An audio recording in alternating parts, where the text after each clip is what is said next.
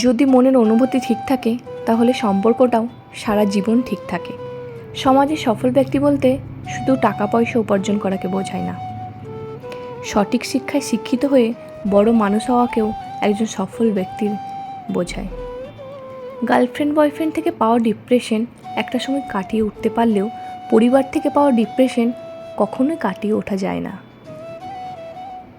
বাড়ির বউ তখনই সবার কাছে ভালো যখন সে চোখ থাকতে অন্ধ আর মুখ থাকতে বোবা। কারো কাছে কখনো বেশি কিছু আশা করো না, বেশি আশার ফল কখনো ভালো হয় না। স্ত্রীর সাথে হাসি ঠাট্টা করা মজাও স্বামীর কর্তব্য।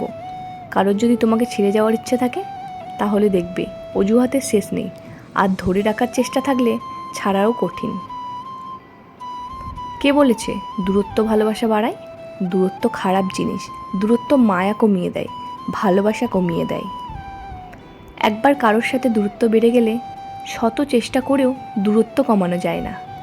মেয়েরা গোছানো মানুষ পছন্দ করে না, মেয়েরা পছন্দ করে অগোছালো মানুষ। কেউ ঠকছে শুরুতে আর কেউ ঠকছে শেষে। মানুষগুলো আজও মোটেই ভালো নেই সত্যিকারে ভালোবেসে।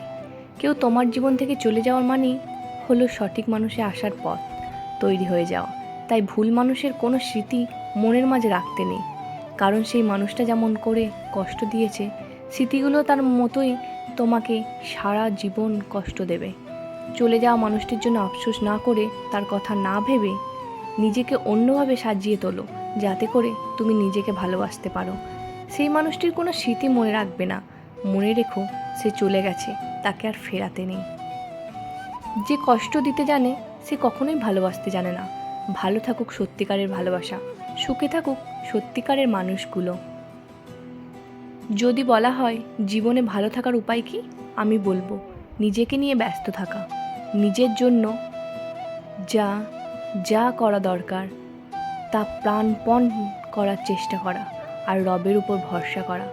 যদি বলো লোকে বলে পরকে নিজের সুখ বিলিয়ে দিলে নাকি সুখ পাওয়া যায়, আমি বলবো হ্যাঁ পাওয়া যায়, তবে তা বুঝে শুনে ত্যাগ করতে হয়, আবেগের বশে কাউকে নয়। যদি বলো কাউকে ভালোবাসি কিন্তু সে বুঝেও আমার কষ্ট দেয়, তখন কি করব? আমি বলবো তাকে স্পেস দিয়ে দূরে চলে যাও। নিজের জীবনটা এমনভাবে গড়ো যাতে সেই ব্যক্তি তোমাকে দেখে আফসোস করে। সুতরাং নিজেকে বদলালে সমাজ তোমাকে বাহ বাহ দেবে। আর তোমায় ছেড়ে গেছে তারা তোমার পিছনে ঘুরে, আর সেদিন তোমার দিন আসবে। বোকা মানুষের অন্য কেউ এসে কষ্ট দেয় না। বোকা মানুষটা নিজেদের ভুলে নিজেরাই কষ্ট পায়, এবং বারবার কষ্ট পেয়েও কেন জানি তাদের শিক্ষা হয় না। বোকা মানুষের জীবনে গল্প একটাই, ভুলে ভরা গল্প, ভুল দরজায় করা নেড়ে যাওয়ার গল্প। Thanks for